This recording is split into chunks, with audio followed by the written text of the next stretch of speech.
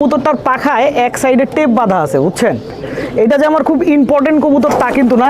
আবার দৌড় দিচ্ছে। যাও যাও যাও যাও যাও যাও যাও যাও। এখন আপনার এইটাকে সরাইতে হবে। এটা কিন্তু একটু হালকা করে টানবেন, নাহলে হাত কেটে যেতে পারে। হ্যাঁ, আসসালামু আলাইকুম দর্শকবৃন্দ, কী অবস্থা সবার, কেমন আছেন আপনারা?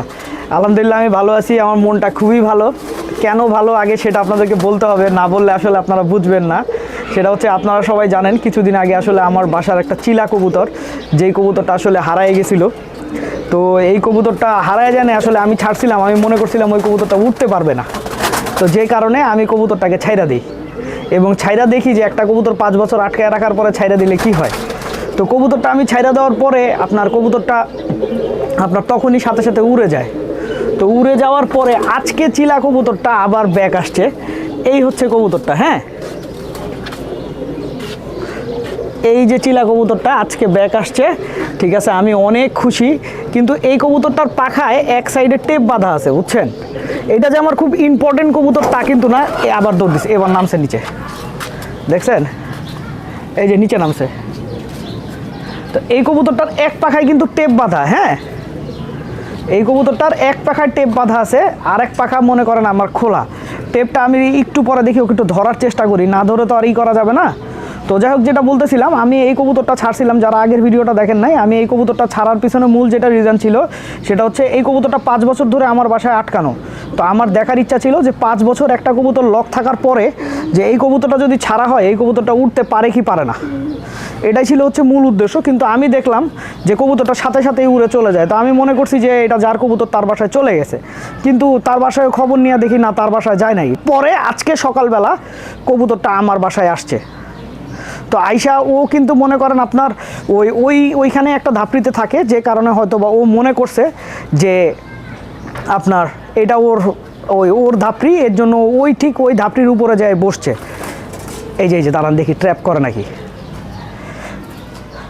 ও ট্র্যাপ করবে কিনা আমি বলতে পারতেছি না, কিন্তু এখন ট্র্যাপিং করলে আমি হয়তো বা ওকে একটু ধরতে পারবো, কারণ এক পাখা যদিও বাধা ওর, কিন্তু ও কিন্তু ভালোই উঠতে পারতেছে। হ্যাঁ, যাও যাও যাও যাও যাও যাও যাও যাও যাও যাও যাও যাও, উড়ে গেলে আবার বিপদ।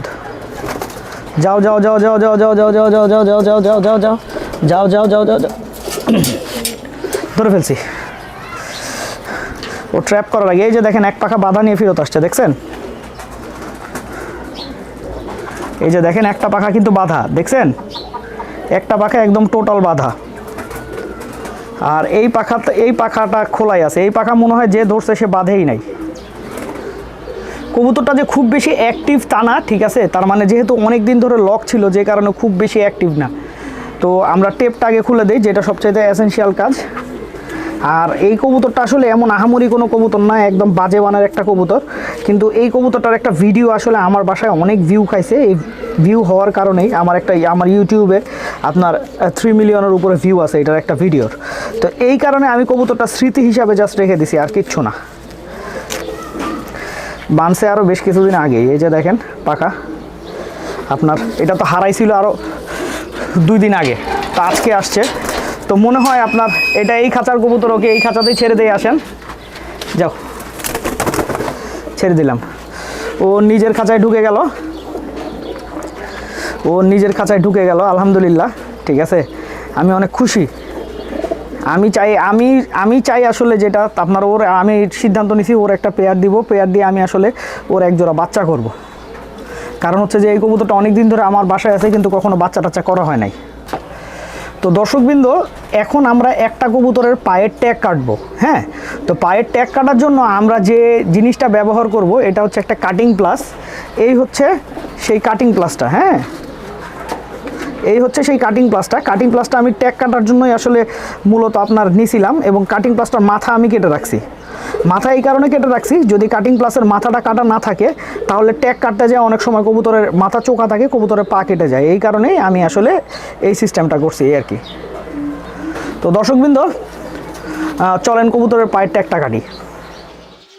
তো দর্শকবৃন্দ, রিং কাটার সময় একটা জিনিস সবসময় খেয়াল রাখবেন, তাড়াহুড়া করা যাবে না, যা করতে হবে খুব স্লোলি। প্রথমে এই যে এক সাইড দিয়ে কাটছি, একটা রিং 2 সাইড দিয়ে কাটার পরে আপনার মনে করেন সুন্দর মতো কাটে, ঠিক আছে? এই যে কাটলাম, তারপরে হচ্ছে এই যে মধ্যে দিয়ে কাটবো, ঠিক আছে।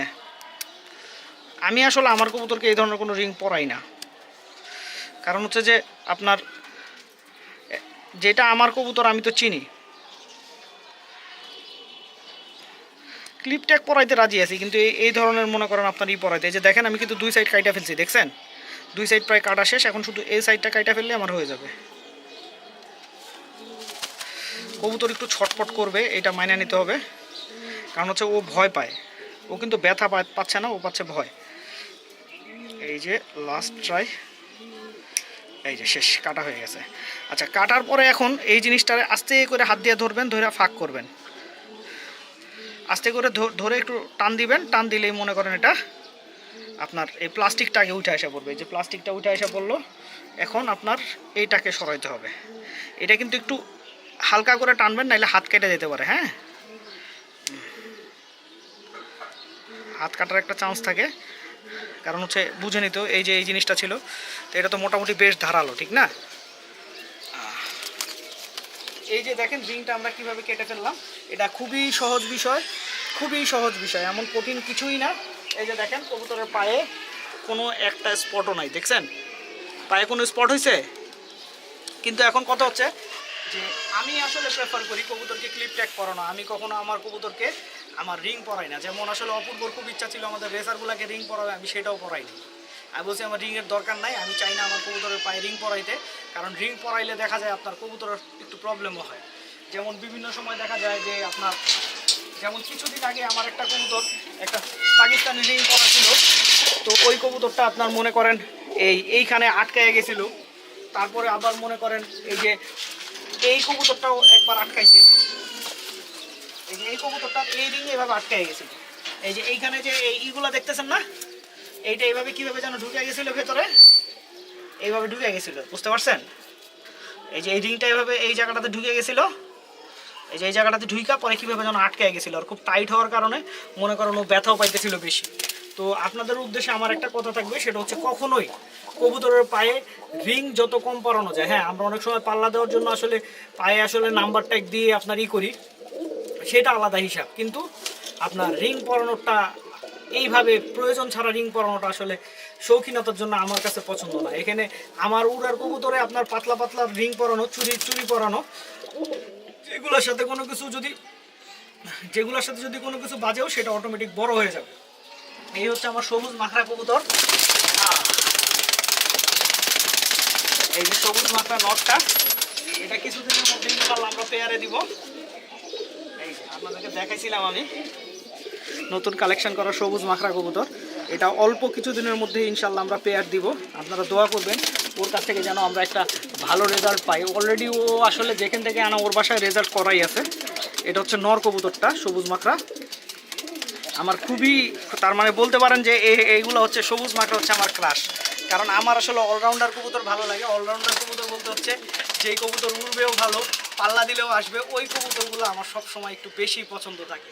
এখন অনেকের আবার ওভার ফ্লায়ার পছন্দ না, কিন্তু আমি আমার পাল্লার ক্ষেত্রে একটা জিনিস দেখছি, যেই সব কবুতরগুলো বেশি ফ্লাই করে, এই সব কবুতরগুলো অনেক সময় হয় কি যে আপনার বাসায় আসে, বাসায় আসার পরে মনে করেন ফ্লাইং করতেই থাকে। যেমন দর্শক কিন্তু ভিডিওটা এখানেই শেষ করছি, আজান দিচ্ছে, সবাই ভালো থাকবেন, 5 ওয়াক্ত নামাজ পড়বেন। আসসালামু আলাইকুম।